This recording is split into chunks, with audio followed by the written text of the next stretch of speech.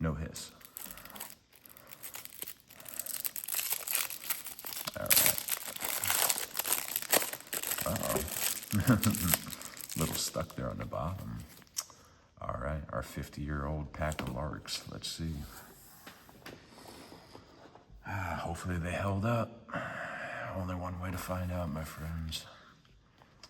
Introduced 1963. I think I'm gonna take a shot in the dark and say these are probably mid-1970s, based on the no barcode and the Surgeon General warning. They are low gas. I'm gonna chop one of these bad boys open and check out that charcoal filter. All right, get the sniff test. Maybe get some charcoal granules in my nose. Whew, smells like a cigarette. Got that going.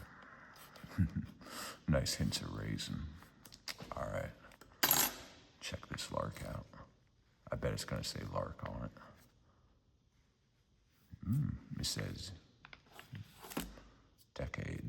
That's interesting. I would have bet money that it said Lark, but hey, it doesn't. All right, got my short cock cutting board. Let's go ahead and we'll chop open I guess a decade cigarette. What the hell do I know?